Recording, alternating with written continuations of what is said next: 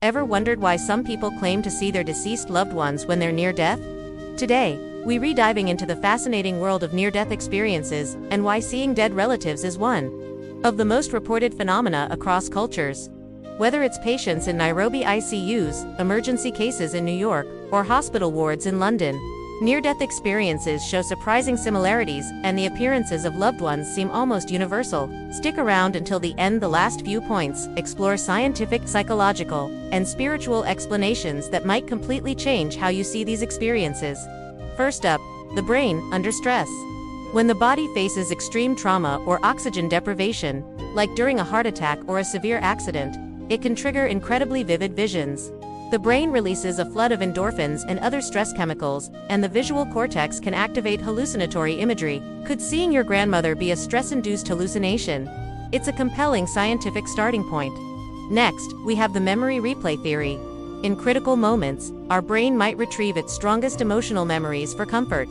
Familiar faces, especially those of deceased loved ones from our childhood or whom we've grieved, can resurface. For example, studies on patients in Nairobi found that many reported seeing grandparents appear during traumatic ICU stays. It's like your brain's personal photo album opening up when you need it most. This leads us to our third point, the psychological comfort mechanism.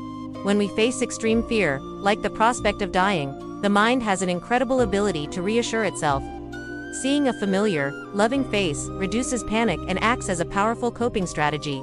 It promotes a sense of calm right before a potential loss of consciousness. Think of it this way: your mind may be giving you a comforting hug in a critical moment. Of course, we can't ignore the spiritual interpretations. For thousands of years, many cultures have viewed these experiences as part of a soul's transition. The appearing relatives are seen as guides to the afterlife.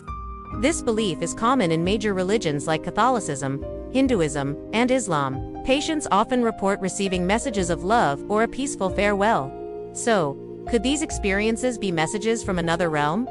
Then there's cultural conditioning. Our expectations and beliefs deeply influence the types of visions we have. Patients in Western countries might report seeing angels or their deceased parents, while those in Eastern cultures may see ancestors or specific spiritual figures. Even where you grew up, urban versus rural, can shape the experience. It seems your cultural background helps script who appears in your vision. Let's get back to the brain with hypoxia-induced hallucinations. A simple lack of oxygen to the brain can trigger a wide range of visual phenomena, and these hallucinations often include familiar faces. This is common in cases of drowning, cardiac arrest, or respiratory failure, which explains why so many emergency patients report similar visions. Essentially, your brain under stress creates vivid emotional imagery. Another chemical factor is the role of endorphins. During intense trauma, the body releases these natural painkillers, which are more powerful than morphine.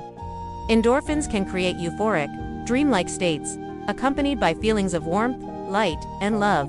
These intense feelings can easily be interpreted as being visited by deceased relatives. So, your own body's chemistry may make you feel visited by loved ones. Memory of loss and grief also plays a huge role. If you've recently lost someone, you're more likely to see that person during a near-death experience. The mind is actively seeking closure, comfort, and a way to process that loss. Emotional areas of the brain become highly activated. It's particularly common in elderly or hospitalized patients, suggesting that seeing them may be your brain's way of helping you say a final goodbye. We also have to consider sleep-wake state misperception. Near-death moments often happen in a semi-conscious state, where the lines between reality, memory, and dreams are completely blurred. The brain can mix dream imagery with real sensory input, creating an experience that feels incredibly real to the person. Half asleep, half awake, your mind is in a state where anything feels possible.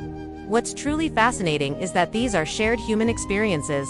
Despite cultural differences, the core elements are strikingly similar worldwide: a journey through darkness, a bright light, the appearance of relatives, and an overwhelming feeling of peace.